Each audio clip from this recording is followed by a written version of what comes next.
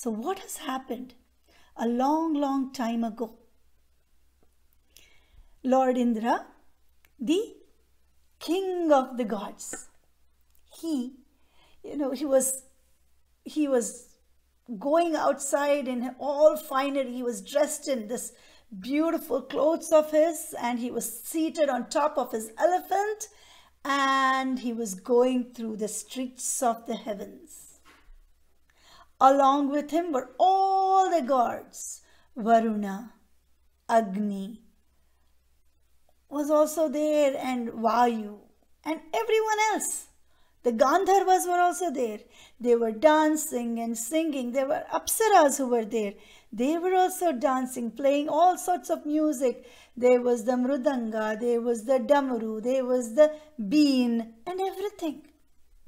And he was enjoying himself on this elephant. And from the front, who was to come but Rishi Durvasa?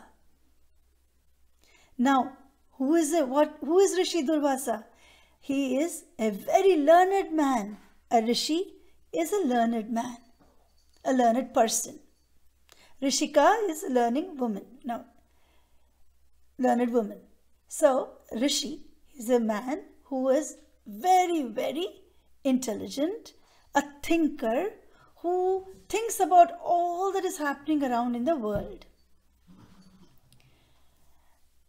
He is coming, and he is a man to be respected. And also, it is known that Rishi Durvasa is very quick of temper. He tends to get angry very quickly. So, Lord Indra looks at him and he says, "Pranam, Pranam, Rishi, how nice to see you, Rishivar." And Lord Durvasa comes, and he has a garland in his hand. This garland is made of the most fragrant of flowers. Beautiful colors all over, a nice long garland. He has that.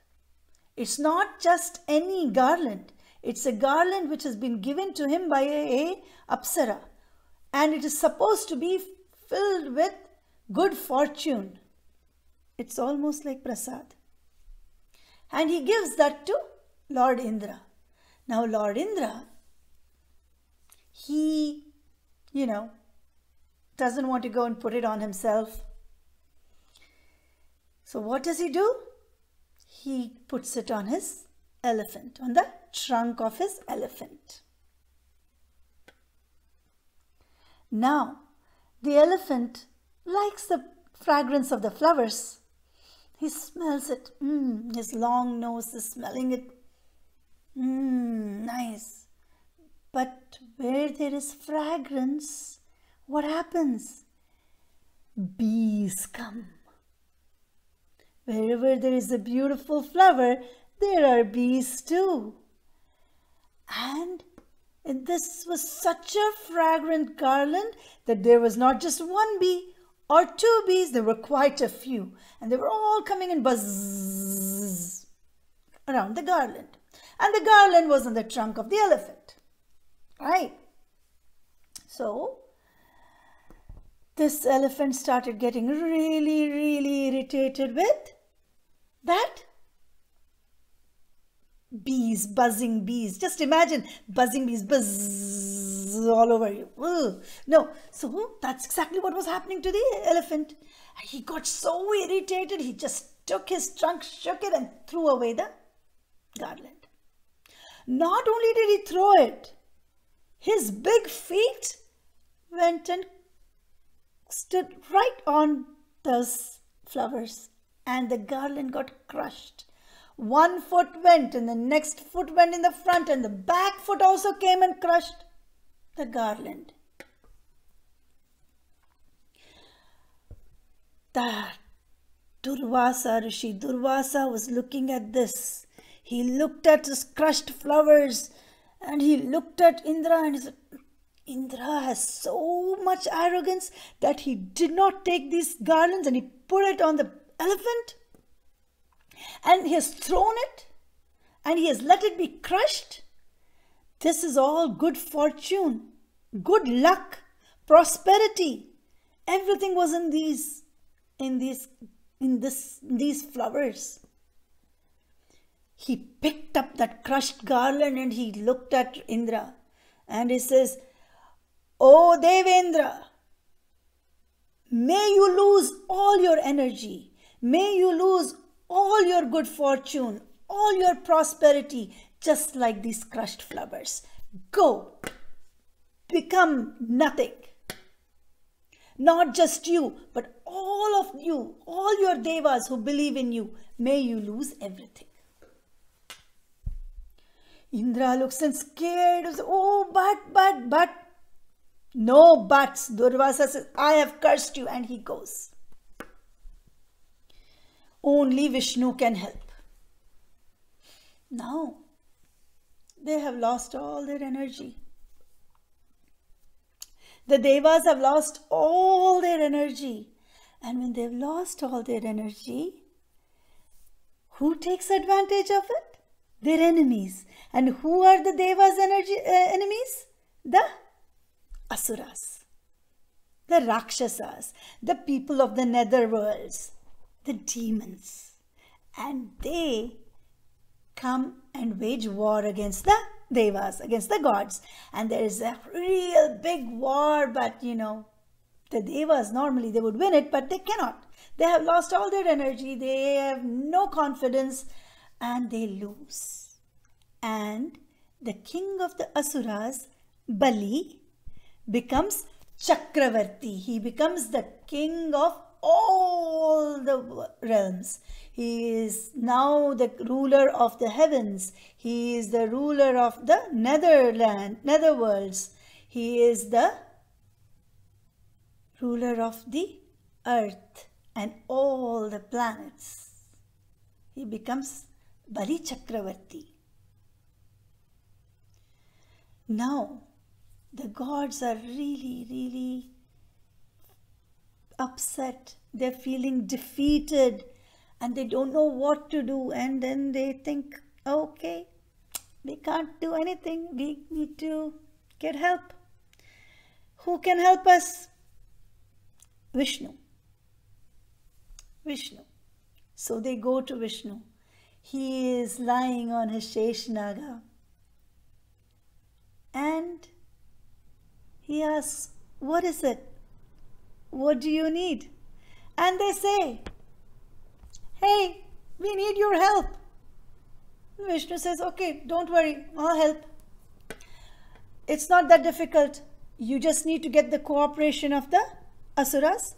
Both of you together, you need to churn the ocean, and in that ocean you will get Amrit, nectar of immortality. And once you have that, you will regain all your energy." Simple. Indra looks at him and said, "Simple? You want us to work with the asuras? Is that possible?" "Well, you've got to." So they talk to Bali Chakravarti and says, there is the nectar of immortality, Amrut is there. There is a Amruta under the Kshirasagara, that is the ocean of milk. Kshira is milk. So under the ocean of milk, there is the nectar of immortality. There is Amruta. So we can get that, then we can live forever. And we can have as much strength as we want. Now, the asuras also want that. And they think, let us help the devas. And when we are helping the devas, finally when we are reaching that place to get the Amrita, we can take it away and we can cheat the devas. Now Vishnu understands all this. Okay. Now they find out, they go to the ocean and say, okay, to the Sagara, ocean. And they say, how do we do the manthan? Manthan means churning. How do we get everything out? You have to get things from the very bottom. You have to churn the ocean. How do we do that? So for that again Vishnu says, get Mount Mandara, and that can become your rod. And maybe Vasuki, the king of snakes, will help you. And that's what they do. So they get Mount Mandara, the top part of Mount Mandara, and that becomes their churning rod. And around it is tied Vasuki. Okay, on one side are the Devas holding, and on another side is the Rishis, the Asuras. But that Mount Mandara just keeps falling down because it's heavy. So Vishnu takes the avatara of the Kurma, of the tortoise, and he goes under the mountain. And right there, he holds it up. He floats and he holds up that Mount Mandara, which is the rod. So there's water everywhere, and he is there. And on top of that is the rod, and around that is the snake. And on both sides, it's being pulled. Pull on one side is the Devas, and the other side is the Asuras. And it starts. Now, Vishnu tells Indra, be careful. You have to make sure that you let the Asuras hold the head. How do you do that? The head of the snake, because the head of the snake, a lot of poison comes out of that. But you have to use some reverse psychology. We have to use reverse psychology. How do you do that? So the Devas decide to hold the head, and they say, oh, Bali, you and your men hold the tail of Vasuki. We will hold the head. The Asura says, why should we hold the tail? Why should we hold the back part of the snake? No, we will hold the head. Okay, sure. Okay, it doesn't matter. We will hold the tail, you can hold the head. That's exactly what they wanted, right? So now the Asuras hold the head of the snake, head side, and the Devas are holding the tail side, and they start churning. And when they're churning, a whole lot of poison and fumes come out of the mouth of the snake of Vasuki. And quite a few Asuras die because of that. Now, it's not that the Devas are all fine, because they don't have much energy. So quite a few of them just keep getting tired and falling off also. Now, as they are churning, many things come out of the ocean. Now, pay attention to the names of the things that I say that have come out from the churning of the ocean, because I'll be asking you a question later. Yeah. So, as the churning is going on, many things come out. Okay. About 14 ratnas, that is precious gems, come. These are equally divided between the Asuras and the Devas. See, they are very fair. One thing goes to the Asuras, the next thing goes to the Devas. Okay, 14 gems. Among them, Kaustubha goes to Vishnu. Okay, and then after that comes Uchchashraivas. Uchchashraivas is a horse, a white horse with 7 heads. Amazing horse. And that goes to Bali Chakravarti. The Asura gets that. And then comes Airavata, the big white elephant. And that elephant goes to Lord Indra. Okay, and so many things still come one by one. Okay, and among them you have Kamadhenu. Kamadhenu is the wish granting cow, and that goes to whom? Brahma takes that. Brahma gives that to the rishis. All the rishis on earth, he gives it to them. Why? Saying that once Kamadhenu is there, they will never want for things and they will know exactly what to give when they are doing their prayers. So, Kamadhenu goes to them. Okay? And then the Parijata tree comes. The Parijata tree is a beautiful tree with fragrant flowers. And Lord Indra has that. And then Varuni comes. Now that creates alcohol. Okay? And that goes to the Asuras. And then comes Lakshmi. And Lakshmi goes to, she decides to go to Sri Vishnu. Because she says, I am always on the side of Vishnu. And she chooses Vishnu as her husband and best friend. And Vishnu keeps her in his heart forever. Okay? And so, one by one, so many things come. And then, in the end, Dhanvantari comes. Dhanvantari comes out with a kalasha or a pot with nectar. And when he comes, immediately the Asuras and the Devas start fighting. I want it first. I want it first. What to do? So immediately Sri Vishnu comes in the form of a beautiful woman. A very graceful woman. Mohini. One who distracts everyone. That's the meaning.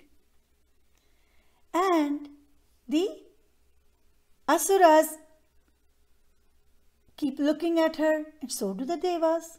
And they decide, okay, why should we fight amongst ourselves? Let us ask Mohini to distribute the nectar which is there in the kalasha, the amrita that is there in that. And she says, sure. Who is she? Vishnu. So she takes the pot and she starts distributing it to all the Devas. Now what happens is, a couple of Asuras understand that, oh, the Devas are going to get it. By the time the Devas finish, there will be no more nectar left. Let us go and stand in their line. But Surya sees that. And as they are about to drink the nectar that Mohini is giving, it reaches the neck, the throat. And Surya makes sure to behead that Asura. Okay? And so, none of the Asuras get the nectar. And this Asura becomes Rahu and Ketu. All this is part of the Sagara Manthana. Okay? Or the Kshirasagara Manthana. That is the churning of the ocean. So that is the story of the churning of the milky ocean and how the Devas got the nectar of immortality, Amrita, and they did not let the Asuras cheat them out of it. Okay, so now the question is, what was the name of the gem that Vishnu got? What is the precious gem that Vishnu took?